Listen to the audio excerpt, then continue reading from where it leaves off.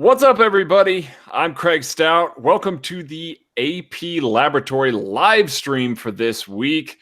Possibly our last one on YouTube. We'll keep you guys up to date. They are taking away the multi-camera live streaming option on YouTube. YouTube can't handle Kent's hair.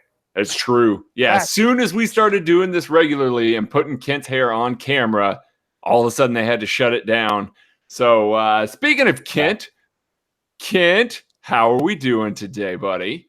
I'm good. I'm the only one that's had eyes on training camp so far, and I got to see glorified 7-on-7. It was awesome.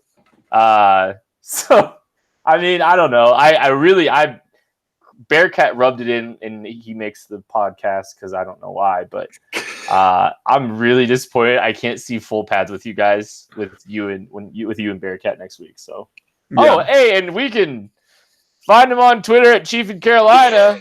Maddie Lane, 5-star review guy. Hi.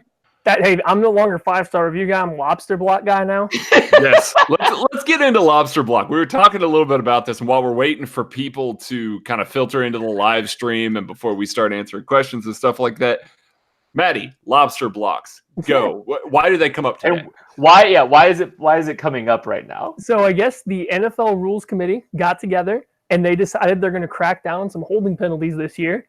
And one of the very important ones, something they have stressed, is the lobster block. And the best part is nobody knows what a lobster block is. There's been multiple ex-NFL players, coaches come out and say, what in the world is a lobster block? And I'm in here digging through the rules where they're talking about it, since we don't get to see the video because they provide players with a video. We don't get that. So just based on the description, the best thing I could come up with is kind of like a slingshot block. And if people paid attention on Twitter last year, especially Trench Twitter, you saw a lot of slingshot block highlights popping up last year as guys get more athletic on both sides of the ball. It's kind of become necessary as an offensive lineman. If a defender gets in front of you and you're on the backside of a run play, you kind of pull his jersey towards the backfield while you slingshot yourself upfield. So you're now kind of to the opposite side of him, and you're just pushing him behind the play, almost like it's a pass protection play. You're trying to push him back towards your quarterback away from where the running back's going. Completely legal last year. I guess this year it's going to be illegal. Haven't seen for sure what it is, but that is apparently a lobster block. So, yeah. If only we could have had Matt bring his daughter in and demonstrate for us. I mean, that really would have sold it rather than having to just describe it, since we're on the live stream. It is. So. It's a hard move to describe, but if you go to Brandon Thorne's Twitter, search him on Twitter. He's one of the best Trench follows on Twitter right now, and I think he kind of said the same thing. It must be the slingshot block, what they're referring to. I just kind of saw that after Kent said that he mentioned it. He's got a bunch of examples. You're essentially just pulling a defender towards your own backfield, sliding behind them to the other side of them, and just pushing them farther that direction. I guess that's now illegal because you're not allowed to claw defenders. Corey, hold on, really quick. Corey Peter asks, why does the last guy announced look to have the best podcasting setup?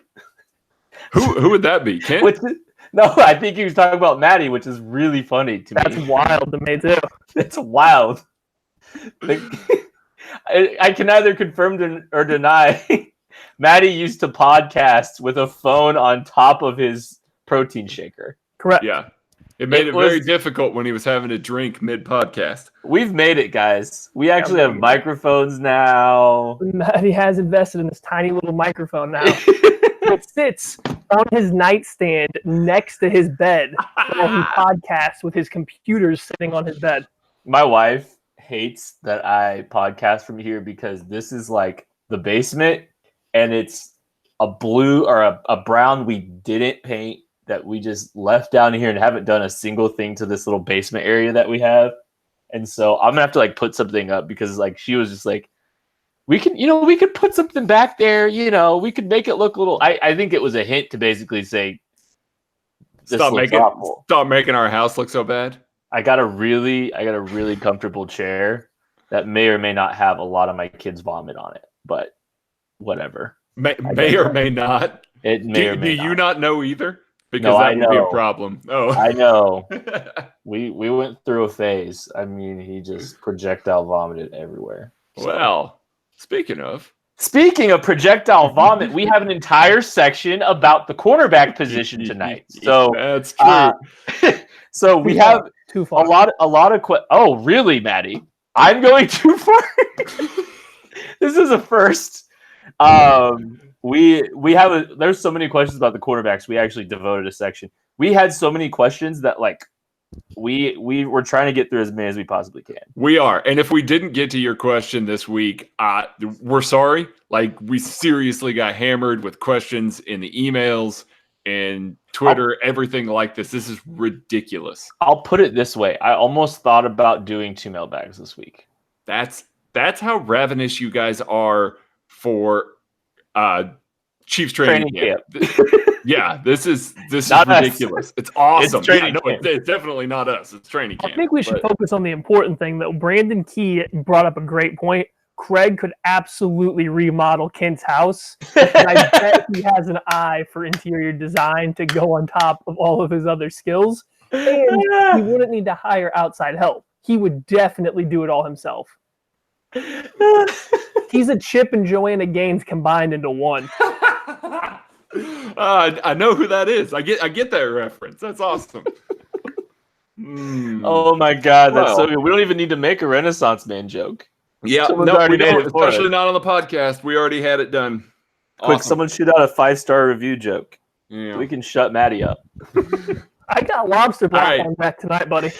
All right, we should probably get going. There's so much stuff going. We probably should get going. There is, and we got a good little turnout in the chat. Yeah. Oh, I will say this, Chris. I've got a few of your questions in here. They make appearances in a variety of spots. They make an appearance on the speed round. We took care of you, buddy. Not all 5, but some of them. So just so you know. All right, ready, guys? Oh, maybe. Yes. Maddie's a maybe. He's a hard maybe. I'm a hard ready. Came out weird. Came out weird, guys. Very weird. All right. This is like a Wednesday podcast now. Thursday? When do we record? I don't even remember when we record anymore. What sport is this? It all blends together, guys. Oh, this is definitely soccer, my first one true love. Yes. Oh, God. Craig's even good at that. All right, here we go. You guys ready? Yep. All right. In 3, 2, 1. What's up, everybody? Thanks for joining us today. My name's Ken Swanson. This is the AP Laboratory. It is the first mailbag edition since training camp started, and I'll just come out right now and say it. We have so many questions to answer. We're going to try a few things differently. If we did not get to one of your questions, I'm so sorry. But we got a way that we think we're going to be able to just try to blast through as many of these as we possibly can. We have an entire section devoted to the cornerback position. We have a speed round that we're going to do later. And we got plenty of other questions before we do any of that stuff too. And here to help me answer the questions are Craig Stout and Matthew Lane. Finding on Twitter at Chief in Carolina, Matty Lane. What's going on, my friend? Man, I've been busy tonight. I was trying to come up with a good 5-star review joke because we always appreciate them when you guys send them in. We love to read them. We love reading them out loud on the podcast. I got sidetracked by the lobster block thing.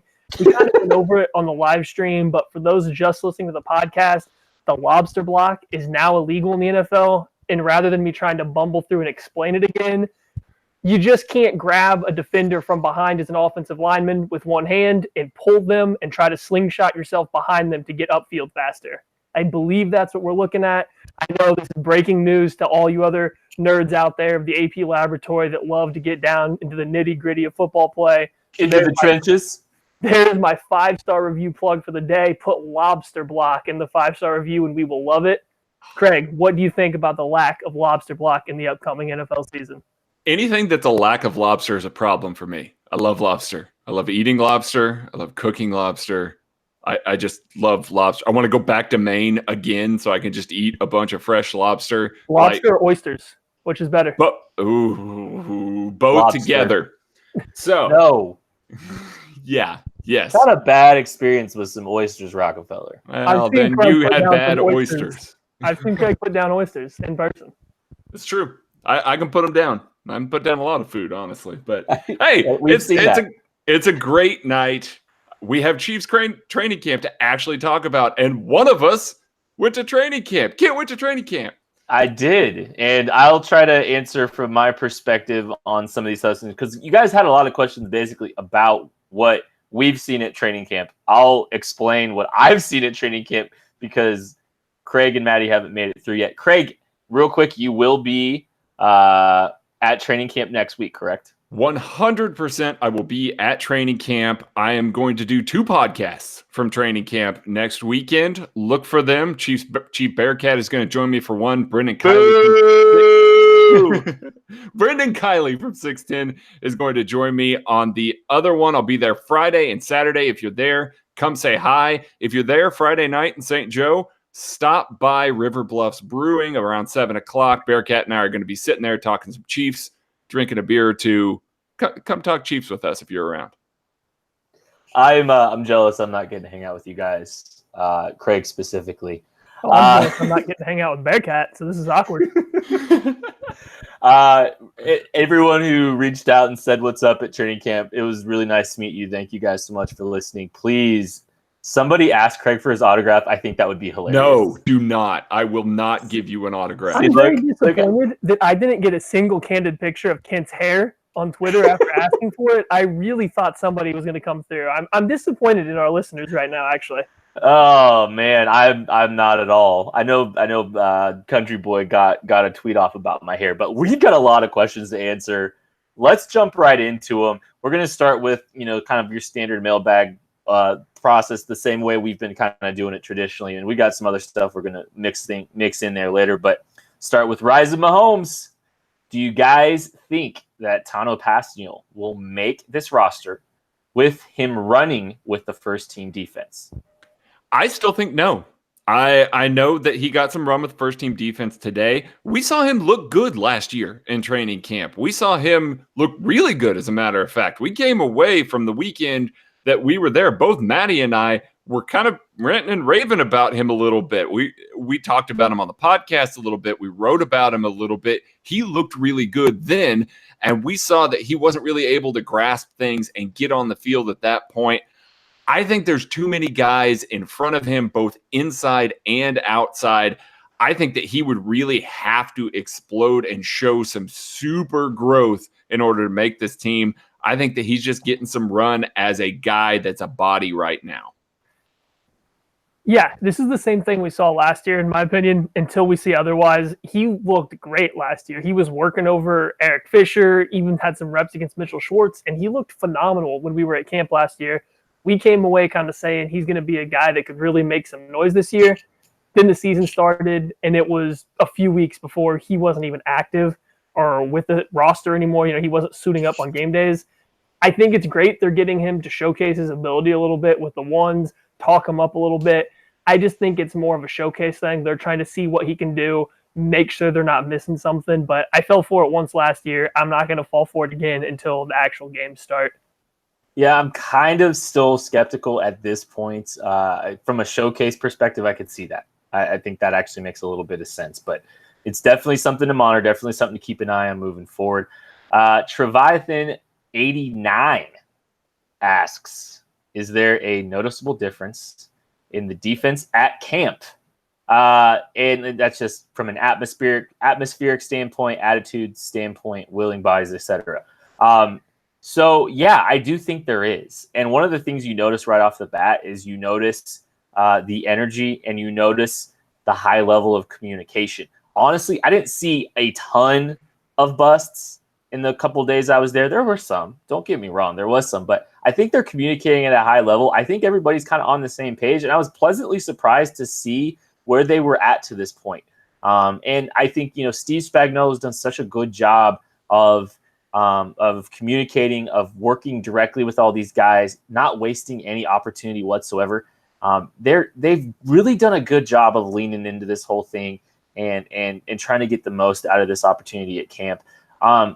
Craig, I know you haven't been there. I know you and Maddie haven't been there, but I think even just listening to the press conferences, you can kind of hear some of those things. Absolutely. And if you're not listening to the press conferences from the podium on the AP Arrowhead Pride, look at that buck there network, yeah.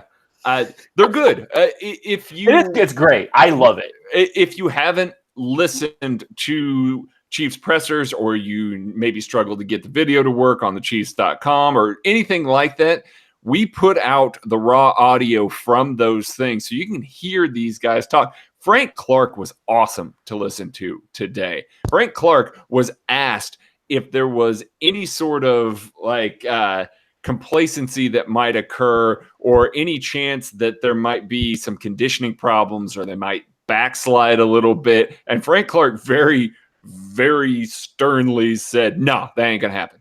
Just shut it down immediately. And I believe him. It's not one of these things where you heard guys like Justin Houston say it, guys like D Ford say it last year. This is something where when Frank Clark says it, you actually believe that he's going to make sure that it doesn't happen. I think that intensity, everything like that, is elevated. And Sammy Watkins even talked about how the defense was making it very difficult on the offense, even in training camp. He talked about that a little bit today, too. So they're definitely raising the level. Maddie, anything to add? Yeah, I just want to say I read Therese Paylor's article talking about Frank Clark at camp, and just the nonstop trash talk that he has out there is amazing. Ooh. Just hearing the quotes, a run comes to his side, he stops it. He spends the entire time before the next play talking trash.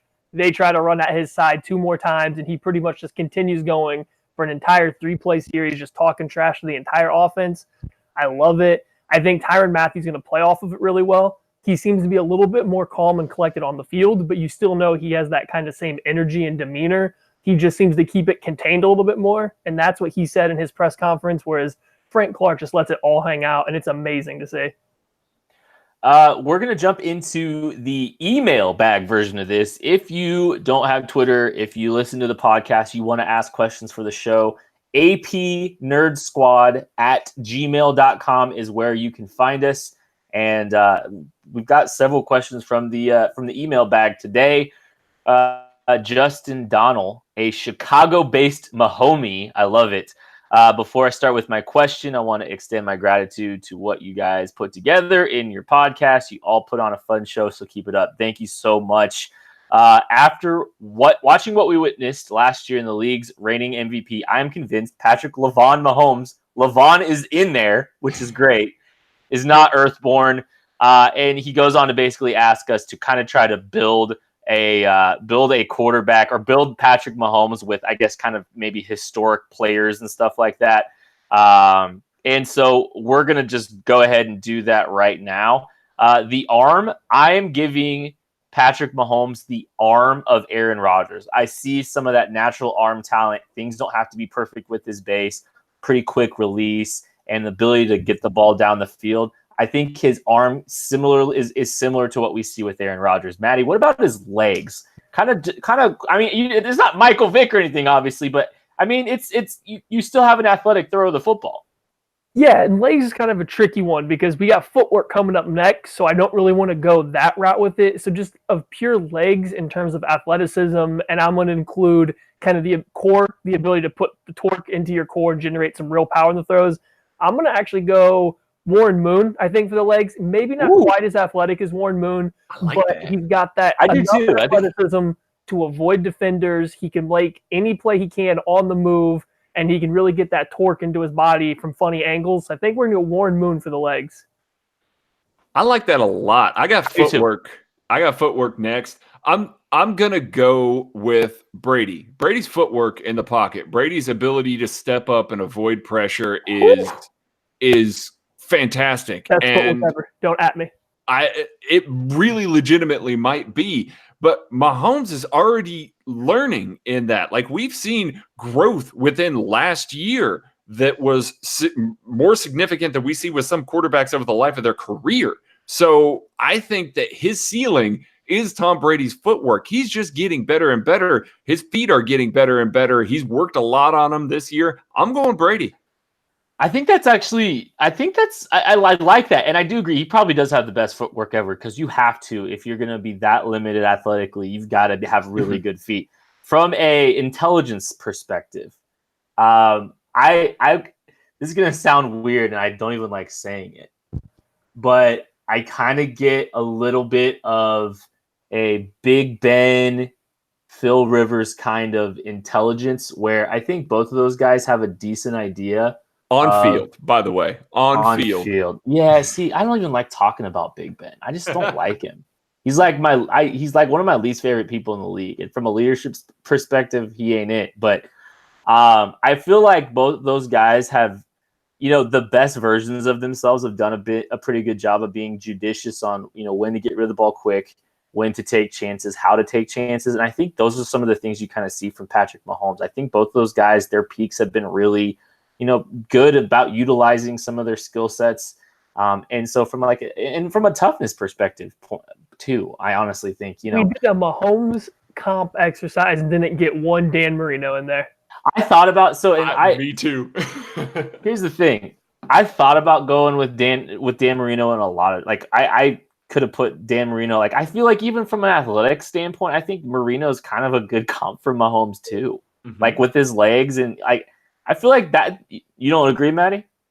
So to be fair, it's been a long time since I've studied Dan Marino film, but I have seen it since I've been older. I've seen it when I was able to understand. I don't think that he had the same level of athleticism that Pat does. I definitely think he was a lot more in the pocket. Now, I do think he could change kind of his throwing windows and levels and everything, but his ability to throw on the move doesn't come close to Pat's. So I think that's kind of where I see the big separation there.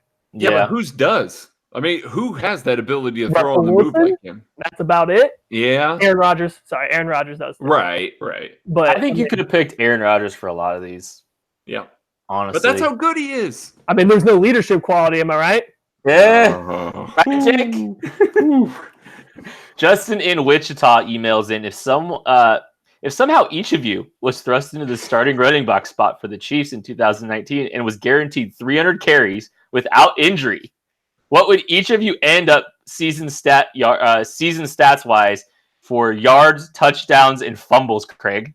Okay, so I get to start on this. 300 carries, my total yards, -4. I get 1 touchdown on a gimmick play, and I fumble 299 other times. You scored on a negative touchdown, or you scored on a negative yard. No, my total yards were negative. But you fumbled 299 times. Sure, I can fumble beyond the line of scrimmage. I can fumble behind the line of scrimmage. I'm very good at fumbling in this scenario. You actually complete the handoff?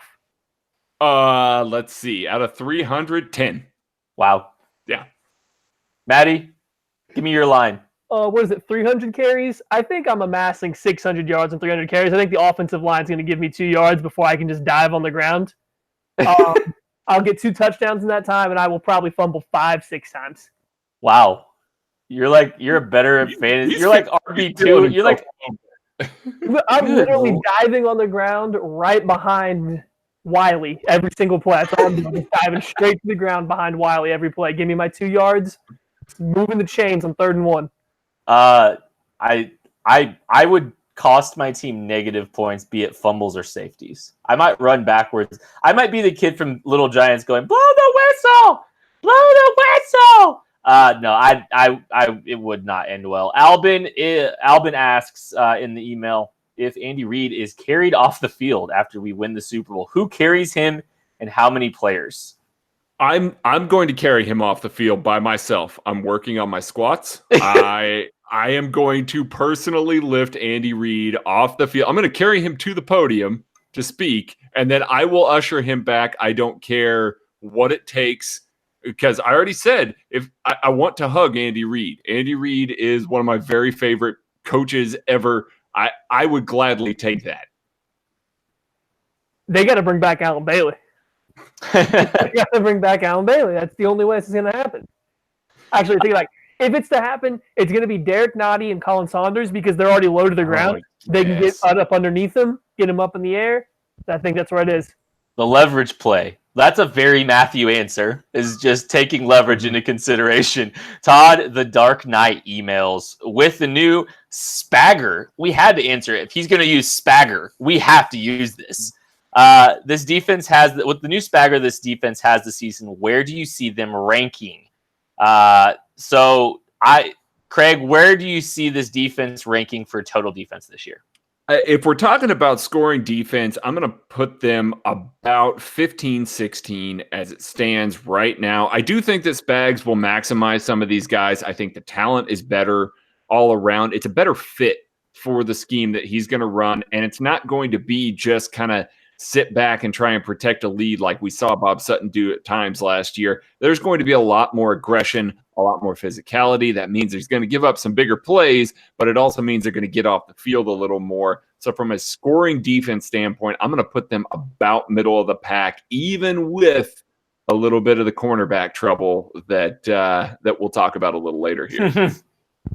I mean, listen, right now, from what I've heard and seen from training camp, I'm losing a little bit of confidence. I know pads are just coming on. It's early in training camp. I like from what I'm hearing and seeing about the defensive line, but it's the first year under a new defensive coach, a lot of young players, a defensive coach that has a wide variety of his defensive play calling. There's going to be coverage breakdowns. There's going to be play breakdowns.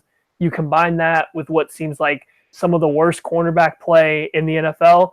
I feel like they're going to be pushing for, I think in the low 20s, 20, 21, 22 would be a huge improvement and a big play by the Chiefs. Low 20s still might get them to the Super Bowl. Oh, it should. If they can stop them, if they can stop enough people to get in the Super Bowl. Okay. T-Factor Dunlin. We're off the emails and now we're back into the regular mailbag. T-Factor Dunlin asks, we hear that the 4-3 defense simplifies the gap responsibilities for linemen and backers. Is there a trade-off? Is it easier for the guys up front? But is it maybe harder for the secondary? Correct. Not necessarily. It's more of a one gap versus two gap scenario here where everybody's gap is simplified. They're not trying to necessarily hold blockers or anything like that. Like in a 3-4, you got a nose tackle that's trying to occupy multiple blockers and both defensive ends trying to occupy multiple blockers as well. 3-4 is a little more unpredictable on the edges. Either one of those linebackers can drop into coverage, even though Chiefs fans really, really didn't like it when they did that. That is a thing. That's a feature of it. You have a little more predictability out of your linebackers in a 4-3. Those guys are being, off-ball guys more often than not and shooting these single gaps. So maybe a little more predictability, but the single gap of everybody means that everybody needs to execute their job correctly and get to those gaps and play gap sound. Otherwise, it kind of falls apart a little bit like a house of cards. So that's kind of one of the trade-offs there between switching between one gap and two gap. Maddie, do you have anything to add? The only thing that I would add is in a 3-4, you just kind of have a little bit more protection on getting to the edges against the runs or even quick passes because you have better athletes playing out on the end with your stand-up linebackers. So, I mean, that's one of the small trade-offs when you adjust the front. But like Craig said, you can do pretty much the same stuff out of either defensive front. It's just a matter of what style of defense you want to play. So there's not really too much of a negative other than there's a little bit less exotic stuff you can do in terms of only having 4 players on the line of scrimmage rather than 5. And you have a little bit less athleticism to get to the sideline, but you also have more linebackers further off the ball to allow better angles. So it all evens out in the long run. Also, they talk a lot about with the 3-4, you never know where that fourth defender is coming from. You don't know where the pressure is coming from that often with Spags either. So just keep note of that. Jason Michael asks, Meckel or me cool Hardman so far in training camp? AC Rocker also asked similar question. Give us your complete thoughts on Mecole Hardman so far. I'm the only one that's got to see him. And I'll just tell you, I'm cautiously optimistic about him. I still think he's really need to develop and he really needs to grow as a route runner. But what I'm kind of watching and seeing a little bit more of lately is it may not matter, and there's still maybe some opportunities for him to just run past people. And so it's kind of like if they might be able to. We've talked a lot about Andy being able to utilize the speed trait more or better than most people can, and they got the speed trait. And he might just be able to put the burners on and just do some of these things. If he can get a free release off the line of scrimmage, if he's playing off the line of scrimmage, he might just be able to run past some people, and he might be open. So there might be opportunities for him to utilize his traits. Maddie, what do you want to see? I know you haven't seen him yet, but what do you want to see from Mecole during this training camp? So I don't know if camp's going to shed a whole bunch for me because it sounds like every Chiefs wide receiver is popping off at training camp. That's true. Against. I mean, that's been my true. observation so far. Is I know I've been very vocal about McCole Hardman being very meh Cole Hardman for me. So now that he's been a couple highlights at camp, people have been adding me a lot on Twitter. And I get it. It's awesome that McCole Hardman looks very good. Like it is. I hope he's doing as well as it sounds. But I've also seen highlights from Cody Thompson, Byron Pringle, Demarcus Robinson was making plays today, Tyreek Hill, Sammy Watkins, and so on. Everybody's making plays for the Chiefs at wide receiver right now. So I just want to see the preseason. I want to see if he has cleaned up his route running. It seems like he's dropped a couple passes each day so far too. So you got to clean up the hands, or you're going to be kind of in the same situation that Byron Pringle's in right now, where you just can't be trusted to catch the ball when you do get downfield. But like Kent said, even if his route running's still iffy like it was in college or what it seemed to be earlier this year, if he's able to just run by everybody, if they get him free releases, that doesn't really matter because you can't account for his speed, Kelsey's speed, Watkins' speed, and Hill's speed at the same time. Kent, explain a little bit, because one of the things you said at camp was that he just looks different. Like, not necessarily Tyreek, but expound on that a little bit, what you meant by that. I'll just say, we've talked about him being fast, but it actually is noticeable. Like, him and Tyreek are both clear-cut the fastest two players at camp right now. And it's not really particularly close. Seeing Mecole stride out is really fun to watch. And we talked a lot about how Tyreek being back might be the best thing for Mecole. I think what I saw the first weekend was, that's true. They don't have to ask a ton of Mecole. Maybe they can let him just run down the field, get a free release, be off the line of scrimmage and get a free release. And maybe they can utilize that speed trait to its full capabilities. I mean, I think that's really he's not there as a route runner yet still. Like it's not what you want, and he's not going to be able to consistently separate all over the field, but there are some positive indicators. I'm cautiously optimistic. There's been a couple times that we've seen some videos and stuff like that of him when he gets loose, he's fast. Like, I mean, like you guys have both kind of alluded to, Andy will find ways to get him in open field. That's where he's going to do damage, and he can do damage year one that way. That's where you're going to want to put him. I think that's what you're hoping for. And Tyreek being back is really, really important for Mecole Hardman. And watching it this weekend was very obvious. OU SAS asks, biggest surprise for week one, both positive and negative, based on what you've seen, Craig. Based on what I've seen, or heard, yeah, I guess. Based on the limited part. Yeah. Yeah. Negative, the cornerbacks, not great. Going to be potentially worse than we thought maybe they were, especially with injuries. Positive, Patrick Mahomes apparently looks even better than he did last year. I don't know how that's possible, but literally everybody that I've spoken to about camp, everybody that I've spoken to that knows a little bit about football says that this is an improved player. Somehow, from a 50 touchdown, 5,000 yard season, he is an improved player. That's going to be the biggest positive. I mean, they were that close to going all the way last year with him at that level. Imagine if he gets better. Yeah, I think the negative surprise has to be the cornerbacks, because I think it's going to be even worse than your deepest, darkest fears right now. I mean, anybody can think of how negative that it sounds right now. I think it is going to be worse than that unless they make a move. Maybe I'm being slightly negative or jumping the gun a little bit here, but I've already been a little pessimistic about the cornerbacks on the team. It does not sound like they're playing particularly well. Not only is it just camp stuff where they're losing, which isn't a big deal, it just doesn't sound like they look very good when they're out there. The few videos I've seen be consistent of the same guys getting beat over and over again. So cornerbacks definitely a negative. Positive, I think Eric Fisher, he's going to have a lot of work this training camp. Frank Clark's going to make him work. He's going to make him try harder than he ever has before in camp. Week one, he's playing the Jaguars. He's going to be tested by multiple good pass rushers. They're going to cycle in different guys between Ngakoue.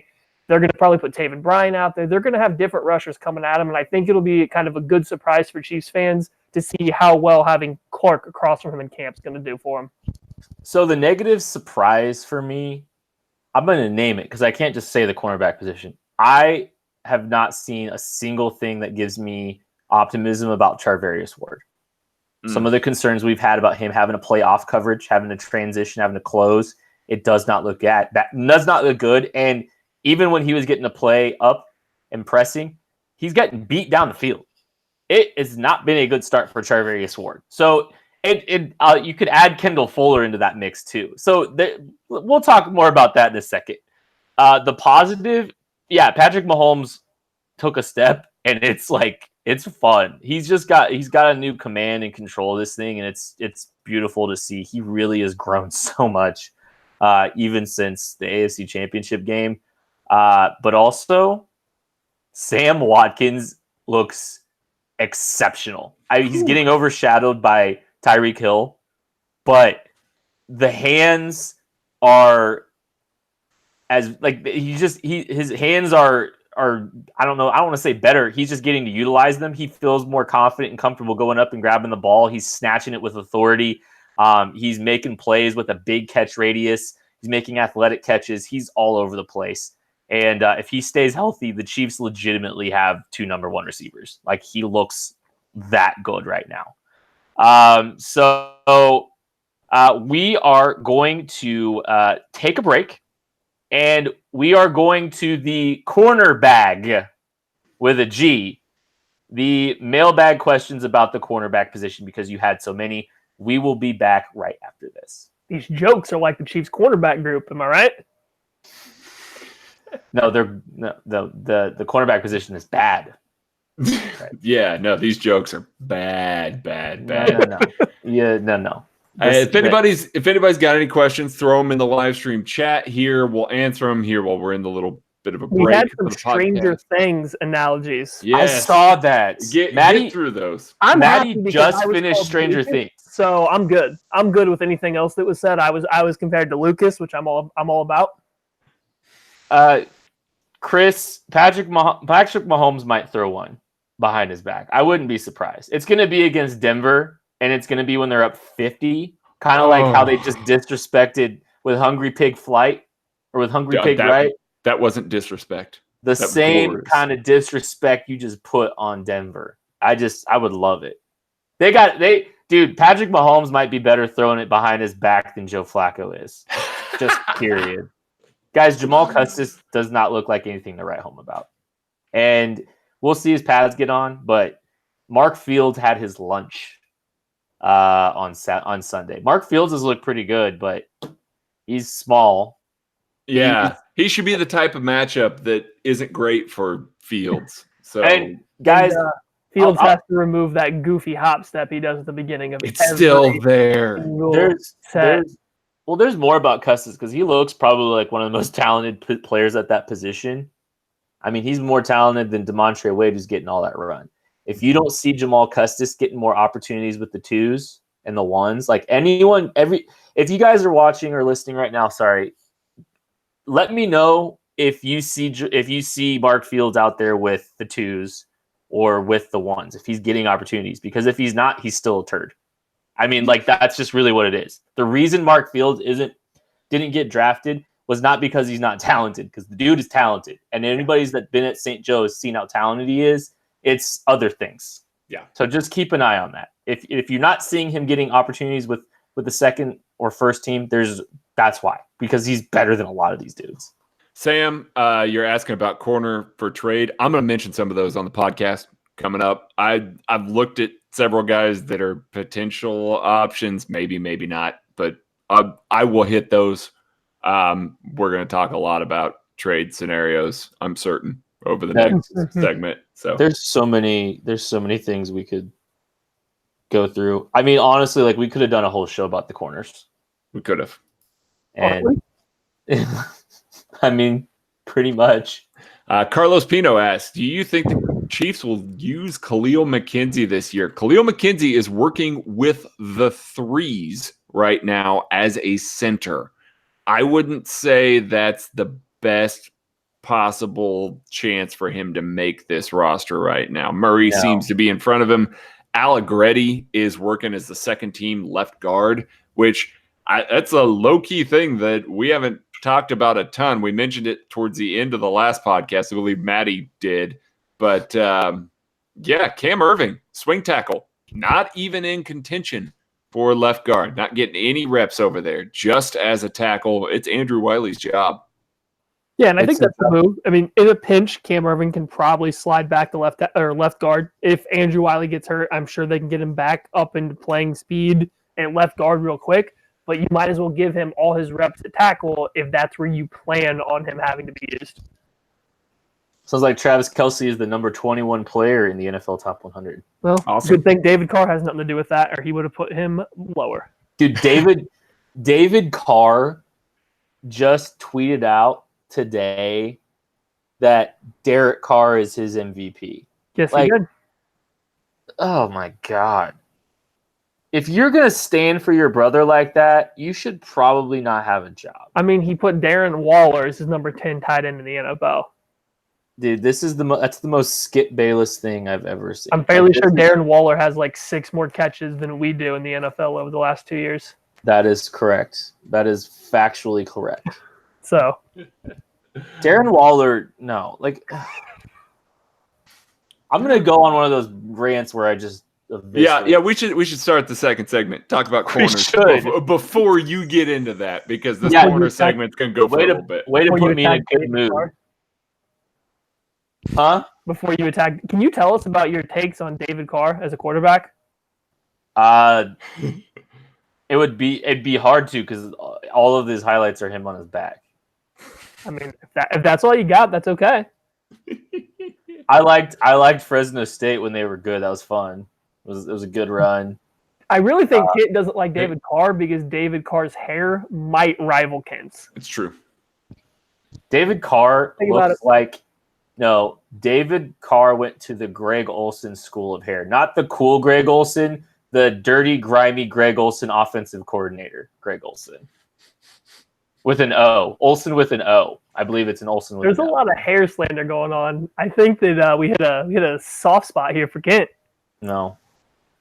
Never mind. Del Monte 30. Where will the Chiefs' power run game come from? If Daryl the Barrel's not here, who's it coming from? Carlos Hyde. I mean, it's going to come out of the spread, but so it doesn't really. Power running isn't always going to be about how big or strong a back is. It's going to be much, much more about how much blocking, like what your blocking is operating for you. And last year during the preseason, the Chiefs had some very fun power blocking schemes set out of the spread. They had the shotgun. It looked just like they were going to run a zone play, and they'd run a power run play out of it. And when you get 2-3 yards of untouched running lanes and then an open gap, any running back, no matter what size, can build up speed and get through there. So Carlos Hyde's probably your best bet for short yardage situations from what we've seen so far. But it's going to be a lot more about the blocking, and Wiley and LDT on the field together. I think those two guys kind of combine to make the best set of power blocking guards the Chiefs have put out there in a few years. Yeah. And I don't have anything to add to that. You're right, Matthew. Let's jump in. And clip. Yep. Let's do cornerbacks. Cornerbag. Okay. Cornerback mailbag. Cornerback. Okay. You guys ready? Yep. In 3. Mailbag time. 2, 1. Well, it's time to go to the cornerback specific portion of this week's mailbag.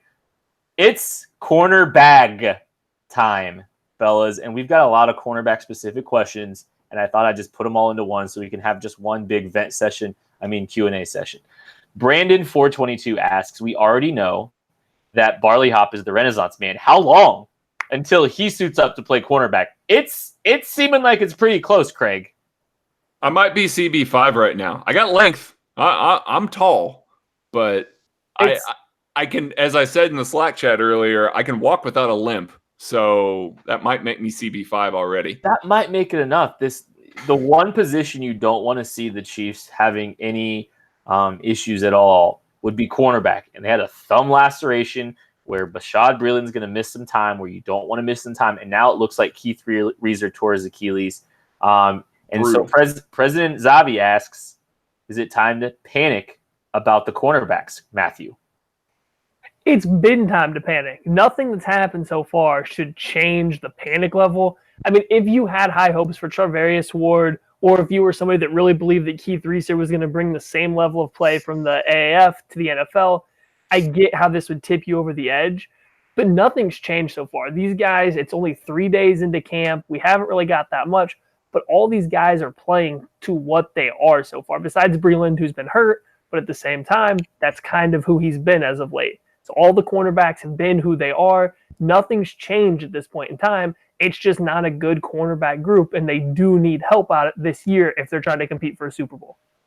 And granted, they're going up against the Chiefs offense. The Chiefs offense is going to make people look bad, but I don't really hear about instances where these guys are making plays, getting their hands on balls. Rashad Fenton is kind of constantly being mossed by wide receivers here. We haven't heard Charvarius Ward making plays. We've heard about Kendall Fuller getting burnt. Like these are things that are going to happen, but when they don't come with a positive aspect to swing back the other way, that's when you got to start worrying a little bit, because they're out there too. Like, this isn't a situation where it's a defensive line where we didn't hear about Frank Clark until the pads came on.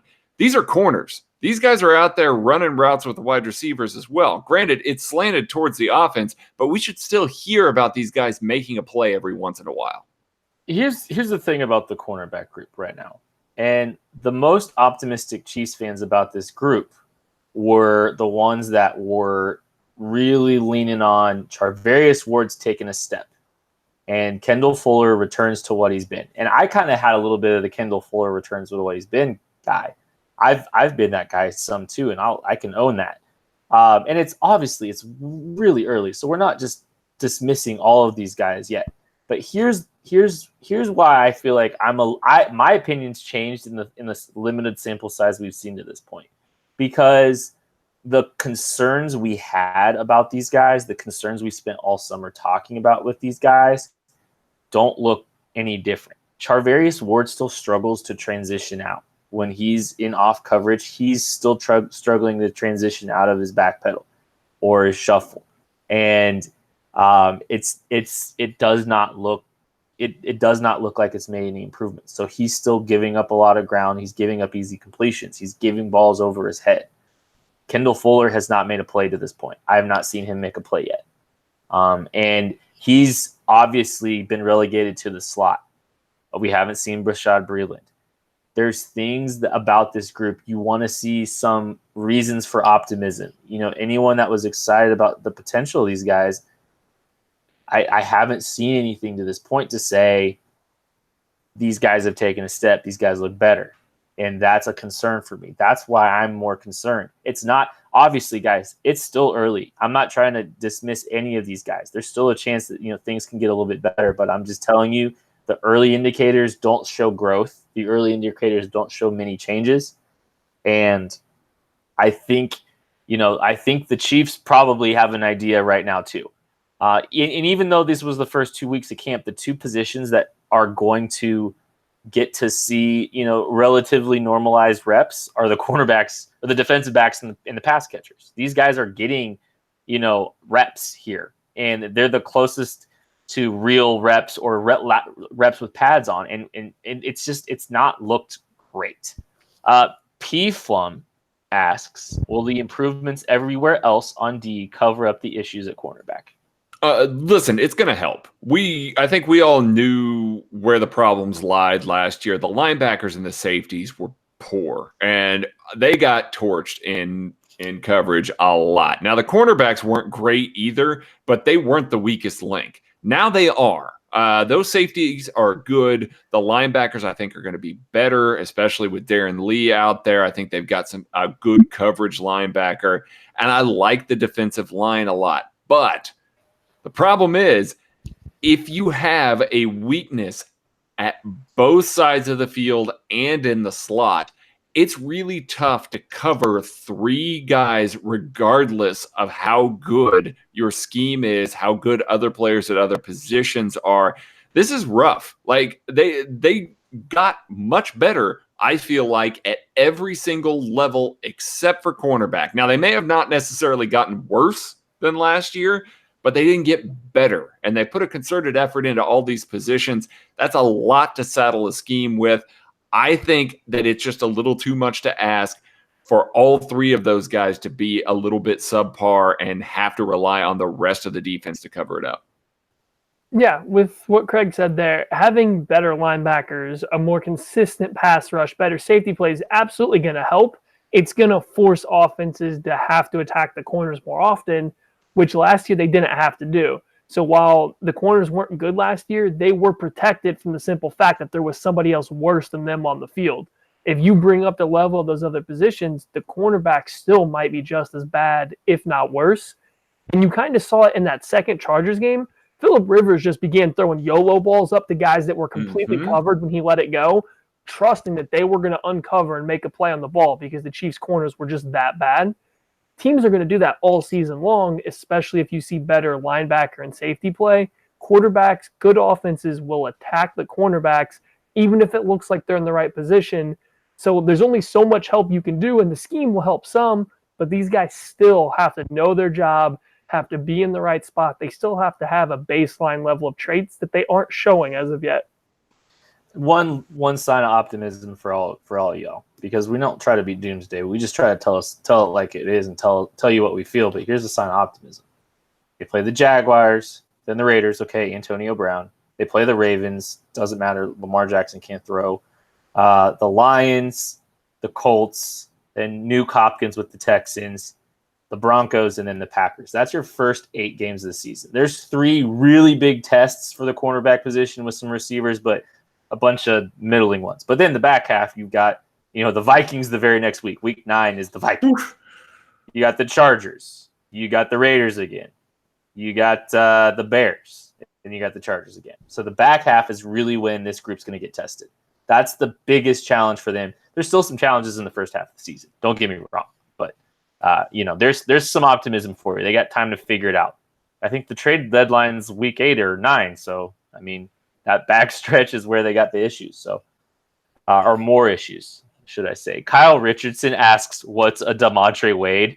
And Jay Zoran 29 basically asked the same question. How good has DeMontre Wade looked running with the ones?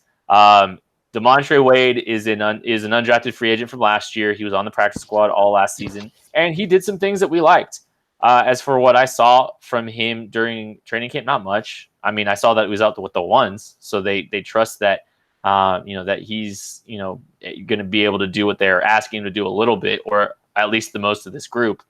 Maddie, Maddie, what did you like out of DeMontre Wade coming out last year? So I haven't seen him yet this year, but I will say we talked a little bit earlier about cornerbacks not making plays. It seems like DeMontre Wade's been the only cornerback that has made any play whatsoever at Chiefs camp. Now he's got that going for him. Now he's been beaten a lot, whether being deep or getting moss at the catch point, but he has made plays as well. So he does have that going for him. He made one really nice interception down the sideline on a deep throw. It was a good play. Yeah. And so as of last year, what I liked about him, I think he has pretty decent short-area quickness. I think he's a twitchy guy, so his first couple steps are pretty quick. He can change directions well. I don't know if his long speed matches that kind of quick change of direction or quickness that he has, but he's got decent size. So he's got the physical profile that can succeed in the NFL. The problem is he was a 4-star recruit that had to go to Murray State, and kind of his ability to identify and recognize plays, whether it's a run, pass, zone responsibilities, kind of match with what you would expect out of a 4-star athlete that had to go to Murray State. He's just still trying to pick all that up, and that probably explains why he went to the practice squad last year. So I'm excited to see him play in the preseason. If he can pick up the defense, he's got some raw talent to at least contend for some form of depth or maybe fringe starting role. It's just he has a long way to go on the mental side, and he needs to really figure out what he's doing at the line of scrimmage because he just played bail technique all the time at Murray State. That's all he did was bail.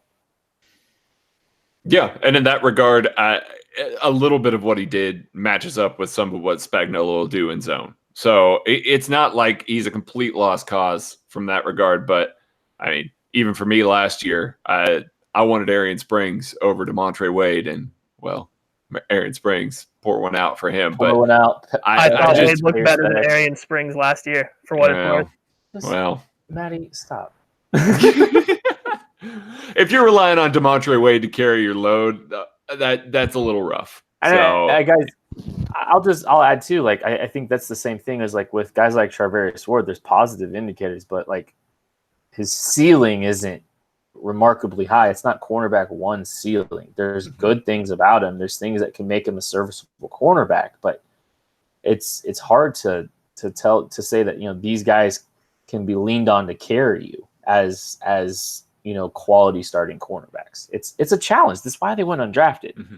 But they're still valuable, and they can be solid contributors potentially, but they still need a talent injection.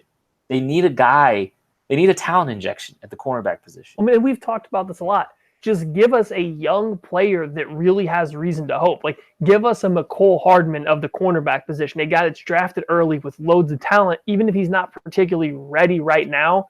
Give us somebody to root for in terms of developing. Like right now, we're relying on Mark Fields as kind of your talent that you're relying on, who was still an undrafted player for a reason. So just you got to give the fans some level of talent if you want them to believe in the cornerback group. We don't have the guys ready right now, and we don't really have anybody in waiting, which I think is kind of my big concern. That looks scary, and I don't know how many. Charvarius Ward and Tremont Smith right now, I think, are the only cornerbacks under contract. Oh, and Rashad Fenton. So Ron Kopp asks, how do you guys feel about keeping Fuller strictly in the slot? Matthew, how do you feel about that? So this is kind of a double-edged sword. I think Fuller plays best in the slot. What he does well as a cornerback fits the slot perfectly. He does well when he's breaking downhill, when he's breaking laterally, reading a wide receiver's release and what they're trying to do. He's very good at matching what they're doing, playing into the leverage, breaking down when he's seeing the quarterback and the receiver together. I think he gets a little lost when he's just playing the wide receiver on the boundary. He doesn't particularly use the sideline very well. And once he starts to carry routes vertically, get his back to the quarterback, I don't want to say he's lost, but his transitions from a shuffle or a back pedal into turning and running and his general feel playing the ball over his shoulder or the wide receiver don't seem to be there. He's a guy that's a lot more comfortable playing behind the wide receiver rather than trailing the wide receiver. So I understand why you don't want to put him on the sideline. That said, we just talked about it. DeMontre Wade and Charvarius Ward are your boundary corners right now. We might need to just go ahead and force him to play outside if that's what you're putting out there, even if it's not a position that suits his skill set that well. And I know it's early, but he's not getting any reps out on the boundary from what I understand from reports, right? Any. Yeah, I haven't seen any at this point, I don't think. That should tell you things. I know that you take everything that happens early on here with a big grain of salt, but if dudes aren't even rotating in at positions, that kind of should explain to you where they see them.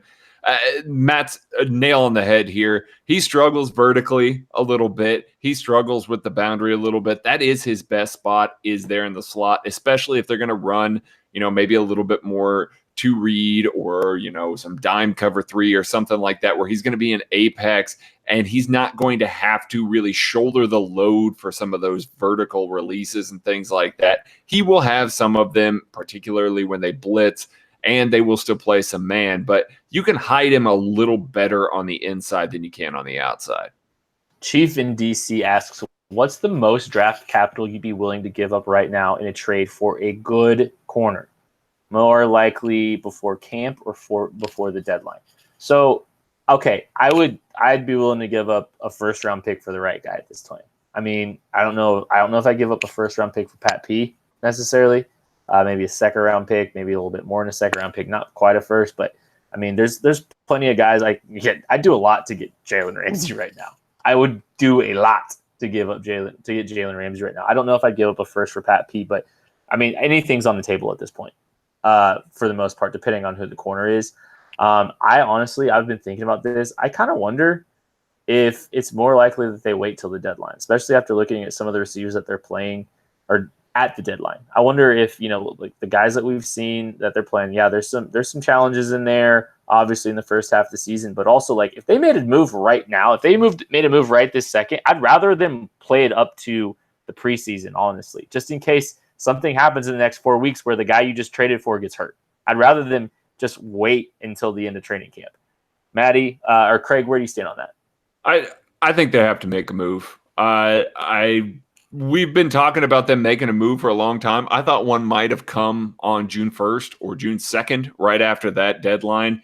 I don't know that it will be a blockbuster move. I don't know that this is going to be Patrick Peterson level. I don't know even if it will be, some of the names that we discussed earlier. Jimmy Smith from the Ravens. The Ravens have a lot of cornerbacks and a lot of young cornerbacks. Jimmy Smith is making a lot of money this year. If they were to trade him, they'd free up $9.5 million that they can then move on to next year, kind of roll it over a little bit. The Chiefs have cap space. Jimmy Smith would fit if he was healthy and he wasn't suspended or anything like that. I know he's got some problems there, but he would very clearly be a number one corner on this team. But again, that might be a little more blockbustery. Same with Vernon Hargreaves. Those are the types of guys that I think you're going to have to give up some significant assets to go and get them, even if they are expensive, because those teams have these guys locked into starting spots already. I know everybody wants to just be able to go out and trade for a starting corner. That's just not how it works at this point in the season. Unless you are giving up a fortune to get a guy, you're not going to be able to pry starting cornerbacks off of another team's roster and put them onto yours. More than likely, you're waiting for a cut to happen, and you're kind of picking up off the scrap heap and trying to get the best guy off of the top of that scrap heap to come in and fill in as you're developing younger guys, which then just goes back to what Matt says about how, we don't really have a ton of younger guys with a ton of talent that they can develop from that regard. So it's rough right now in the cornerback trade market. Yeah, and I agree they have to make a move. And for the right player, like a Jalen Ramsey, yeah, I'm giving up a 1. I might even give up more than a 1 to get Jalen Ramsey. I know I get to re-sign him. Now, that likely means no Chris Jones going forward, except for maybe on the franchise tag. But I'm okay with that, I think, at this point in time. Now, I don't think Jalen Ramsey's available. So like Craig said, we've been talking about this for months. Jimmy Smith's the guy that's been rumored to be available. He's a good player, but I don't know if the Chiefs really need that kind of publicity right now. So That's the one issue with him. Vernon Hargreaves, I don't know how expensive he would be. He's kind of been up and down in Tampa in terms of if they like him, if they don't. The issue is he's another guy that's been a slot cornerback, and that's kind of all the people that are available are more slot guys. So you're really getting to the situation where you might have to trade for someone like Trey Waynes, who's going to be super expensive and just simply isn't that good, but he's bad. Better than what I watched some tape. No, he's not good. I fully agree. I don't know how he graded out better than Xavier Rhodes last year, but he's not. And he's simply not good. But he's better than Charvarius Ward. He's better than DeMontre Wade. He's better than Bashaud Breeland. Well, maybe not better than Breeland, but he's got a little bit more upside because he's a little bit younger, maybe. Like I said, there's not anything out there for the Chiefs to go get. They're just going to have to wait, hope someone gets cut. Maybe there's a veteran that's on the block here once camp gets going and a team likes their young guys. That's what you really have to hope for, is kind of a curveball like a Mike Daniels type release or trade candidate. Well, and that's kind of where I go back to thinking about the move might be see who's trying to tank at the deadline. Who's willing to give up, something for a good corner or a decent corner, a guy whose contract's expiring soon. It might be an injection in the middle of the season than it is in week 1. Plus, do trade deadline trades in the NFL usually have great results? It's just not super common. So Dante Fowler did all right. Yeah, no, he did. My concern would be if you're waiting till the deadline, the Chiefs are very much going to be desperate if they're making that move. Making a move at the deadline, just pushed off that far, you're having to ask a player to acclimate immediately and then make an impact. Now, if it's Patrick Peterson, you obviously have no worries. If you're trading for Trey Waynes at the trade deadline, that's a bigger deal to have him come in and have to learn a new defense. So I guess it depends on who you're trading for, but they have to get something going. They have to. But from a talent perspective, getting talent into this room, significant talent in this room, it might be limited to that. So, if we're talking about, would you rather have Trey Waynes starting August 30th, or would you rather have, I think Craig mentioned, William Jackson from the Bengals in week 9? I'd rather have William Jackson in week 9. I would too. I would agree with that, but I think William Jackson is borderline I think that's a blockbuster trade. Yeah, it is. I'm fighting thinking for all-pro cornerback status. So, he would fall into the Patrick Peterson category where, that's going to be acceptable. But if it's like Trey Waynes versus Xavier Rhodes, I'd rather have Rhodes, but a whole year of Trey Waynes might be better than Xavier Rhodes for half a year for the tags. I don't know. I mean, that's where it gets a little more iffy to me. It's just the Chiefs are in a bad spot. They really are in a bad spot at the cornerback spot. Kevo Bevo asks, hypothetical, Chiefs decide to make a move for a cornerback. Would you rather have Josh Norman or Janoris Jenkins? Josh Norman, and it's not close. Janoris Jenkins was not great last year. And I think it's kind of in the same vein as Orlando Scandrick, where his legs are just kind of falling out from underneath him a little bit. And I get that Josh Norman is older as well, but Josh Norman has a little bit more savvy. He's good in a zone scheme. That's what this will be. I would much rather have Josh Norman at the tail end of his career than Janoris Jenkins at this point. Yeah, and if you asked me this question a couple months ago, I probably would have said Norman by a hair just because I think Jenkins, being familiar with the system already, would give him a few extra bonus points. But watching Spags film of those Giants teams, and this was even 2 years ago, there's issues with Janoris Jenkins that start to show up at the end of the year. Last year, they were just multiplied tenfold. The Giants could not beg a team to take him last year. They could not get rid of him. I understand it was price-related then, but he was not good last year. I would much rather take my chance on Josh Norman, who's never been an athletic marvel, whereas Janoris Jenkins was very athletic in his prime. He's still getting used to how to play as an older, slower guy. Josh Norman, 10 out of 10 times. We might be getting to a point where we start talking about giving up an asset for Josh Norman in that contract. I don't know. We'll see how desperate we get. Adam GKC asks, have you guys ever discussed or graded the Peters trade post-draft? Now that we know he net Armani Watts and Juan Thornhill. See, I think this is interesting because, we've talked so much about the cornerback position. The cornerback position's on our minds. And they had one. They would have had him under control this year. And he would have fit really well. So, Maddie, based on what we know to this point, and honestly, you can project Thornhill too. What do you think about the Peters for Armani Watts and Juan Thornhill trade? So, logically, Marcus Peters wasn't going to play in Kansas City. That whole ship had run its course. There was an end that had to be done. I think keeping Marcus Peters at that point in time would have done more harm for the team than just giving him away would have done. So they obviously made out well getting Juan Thornhill and then Juan Thornhill's backup and Armani Watts. They did well getting that for Marcus Peters.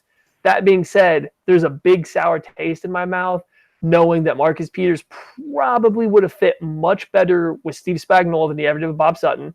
The coaching style, I don't know if it would have made him like Kansas City more, but I think he would have tried harder throughout his entire first contract, and he would have made his contract work for Steve Spagnuolo. He would have fit the defense, and he would make the Chiefs a much, much better team if he was here. Does Marcus Peters get them a 3rd and 10 stop in an overtime game in the AFC Championship game? Marcus Peters doesn't let Philip Dorsett catch a ball over him. Yeah. That's the question. Listen, I love Juan Thornhill. I'm really excited to see Juan Thornhill in this defense. I've been saying that he is potentially the breakout player in a defense that has a lot of candidates in that regard. But my goodness, it's about rings. Does Marcus Peters push them over the hump last year? That's the big question. I think he might have. And in that regard, Armani Watts, I don't have a ton of takes on at this point. I don't know how great of a value he's going to be when it's all said and done. Juan Thornhill, though, Terez said today the Chiefs view Juan Thornhill as a potential star at the safety position. And you know what? I agree. He has to overtake Dirty Dan first. He will. He will. It's token. It's a token gesture to a guy that is been here forever. Juan Thornhill's been making plays on the ball. Just because the cornerback position has been a huge issue doesn't mean that there's not some plays being made in the secondary. The safety position, I think there's been some good things. Specifically, Juan Thornhill's got his hands on some balls. And he looks really good, and I can't wait to see what he's able to do next to Honey Badger in week 1 in the starting lineup. There, I said it. That being said, I kind of lean with Craig. Do you hang on to the talent? But I mean, you kind of think about it. If you look at the Marcus Peters situation in retrospect, it's kind of funny. He was kind of the first Dorsey guy that they moved on from. And it's just kind of been a lot of Dorsey guys they've moved on from since. Now they're going to keep some because Patrick Mahomes is technically a Dorsey guy. Tyreek Hill, Dorsey guy. And Chris Jones, Dorsey guy. So some of those Dorsey guys are going to stick around, but they've moved on from a lot of the other players, and Peters was the first one they moved on from. Okay, we're going to do something really quick because you guys asked so many questions, and we are so sorry we weren't able to get to more of them. This pod is already pushing an hour. We're going to do a speed round. 1 tweet answers or less. Very quick answers, Matthew. You're going to get a test early on. And we're going to ask these questions. We're going to answer them very fast.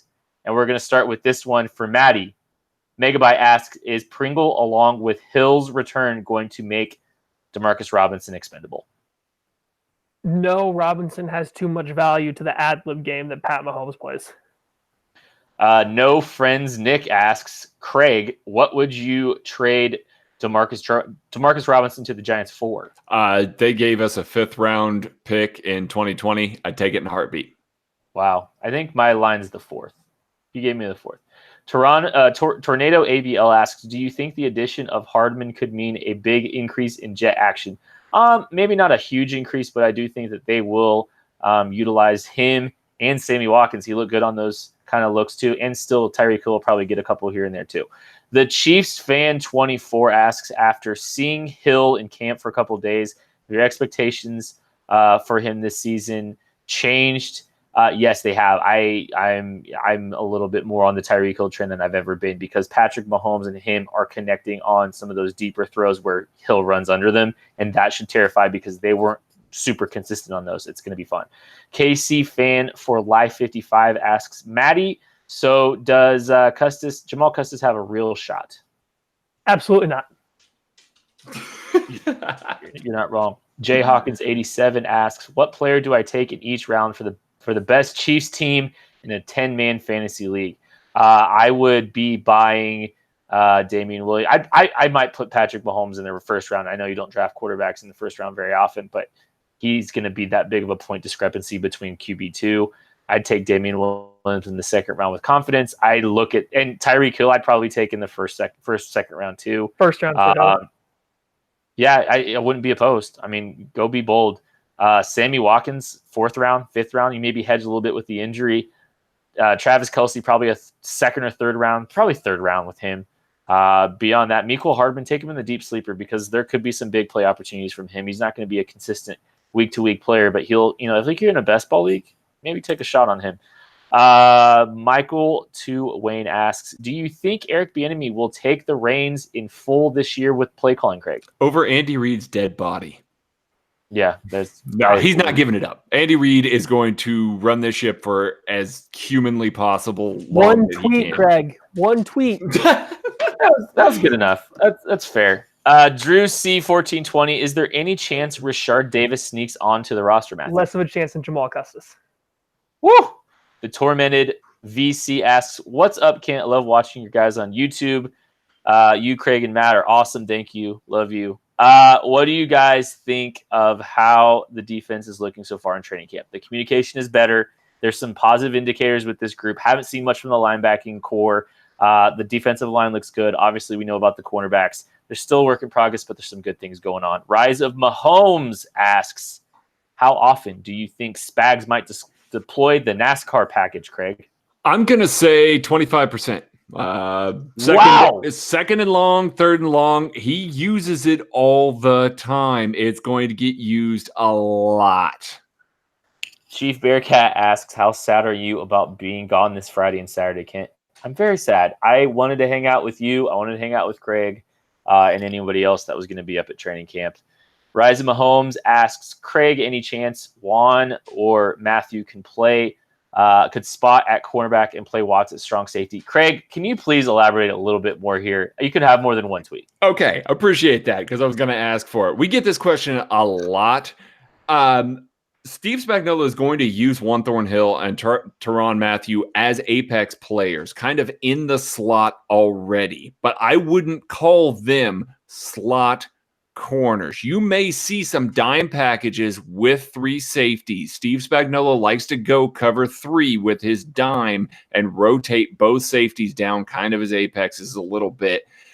That's when you might see 3 safeties on the field. And those are like 3rd and 14s. Those are big, long, super long plays that they're trying to protect there.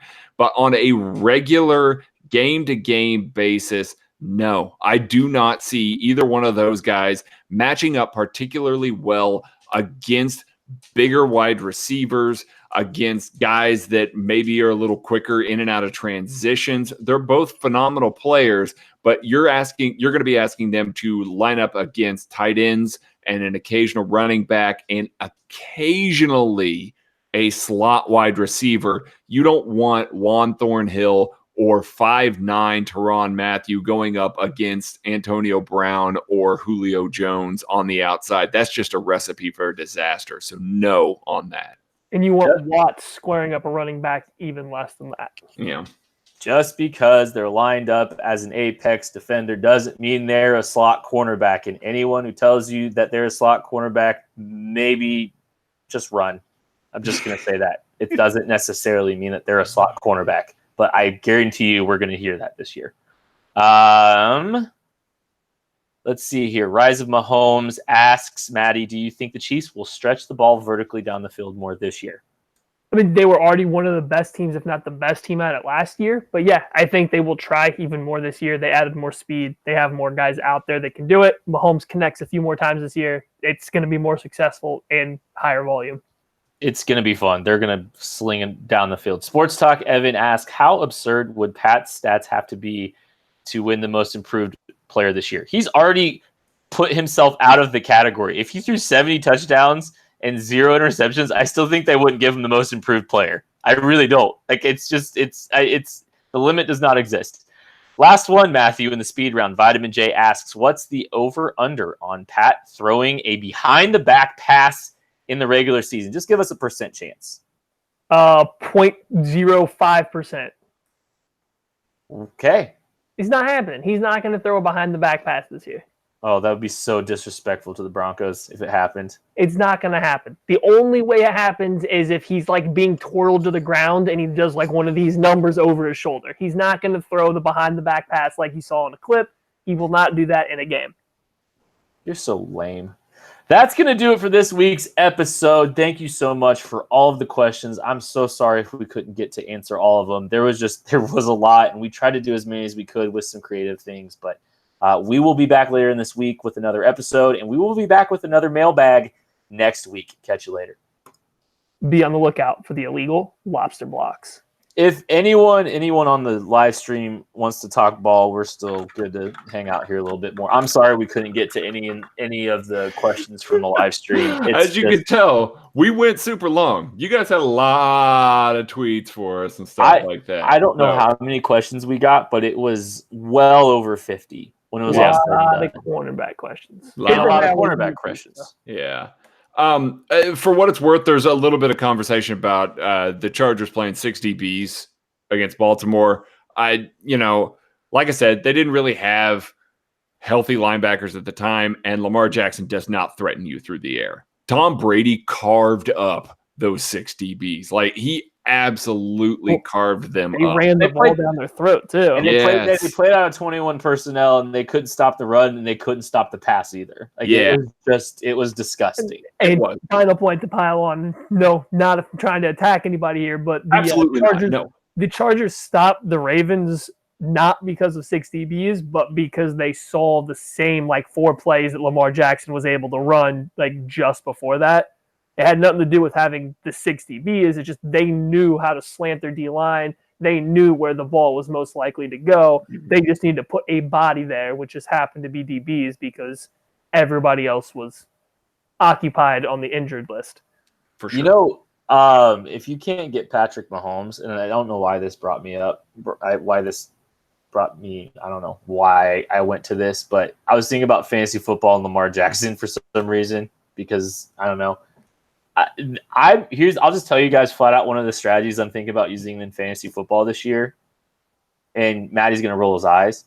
I might just wait and grab like Josh Allen and Kyler Murray because Josh Allen as a fantasy quarterback actually had a really high ceiling. I think he actually was scoring a lot of points because he was scoring with his legs. And then Kyler Murray, I think, is a great lottery ticket for similar reasons, but in different ways. Mm-hmm. So I'm thinking about if I can't get Pat, and I'm thinking about just going all in on Pat again because it's going to be bonkers.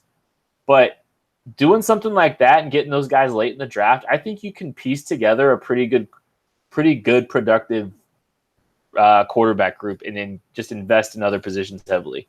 I'm drafting MVP Derek Carr. Someone asked if you could transition Custis to cornerback. The skill set just does not align with that. It'd be really hard for him. His problems. He's just looking at length. That's all. I know. It'd be fun. Yeah. It'd be fun. It's just press heavy scheme would be his only chance, and it still probably wouldn't work. Have you seen him get physical? Not sure a press heavy scheme would work for him. No, I have seen him get physical, actually. I've seen him as a willing blocker. He's willing to get physical with little guys. I don't know. I don't think Tano makes the roster, Carlos. Honestly, I still don't. Which current NFL team most resembles the 2017 Chiefs as a team? Ooh, this is a good question. That is a really good question. Hold on. Let's think about this. 17 Chiefs was Al Smith with his best year.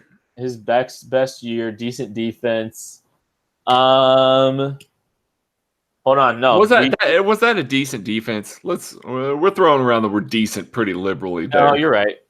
That was the major fall off.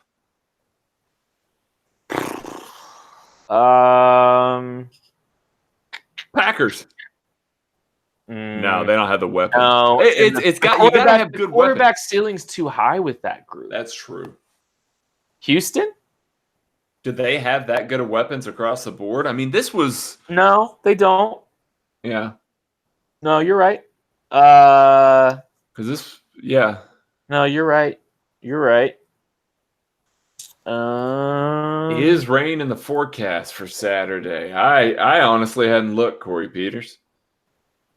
Let's see. That would put a little bit of damper on it. That's a really tough question, though.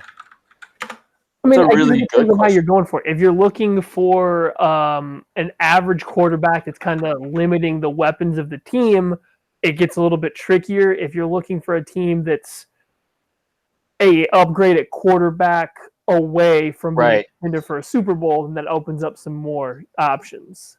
Right. Like, are you looking at it from the quarterback being a limiting factor, or are you looking at it from the whole team being good enough is that they can upgrade the quarterback kind of a thing? Right. No, that's a good way of putting it. I was kind of looking at like quarterback production. Because I would almost want to say like a Tampa Bay Buccaneers to me are pretty close, but they weren't good before. Like this would be like an emergence. How about Tennessee? No, Mariota's awful. No, that's what I'm saying. A quarterback upgrade away. I feel like if they had better quarterback play, Do they have the weapons though? Corey Davis is good when he's healthy. Has he been good though? No. I still like him though. I do too, but has he been good? No. Like I don't know. Honestly, if Denver had a better quarterback, they'd be be a little more dangerous. I'd be a little bit more worried about them. And I mean, hey, they just drafted one. I mean, if he's better, I don't know, but they drafted the quarterback. He's the backup. They have some weapons. I mean, Dallas might be the best choice. Dallas kind of in that group. Yeah, I could buy it.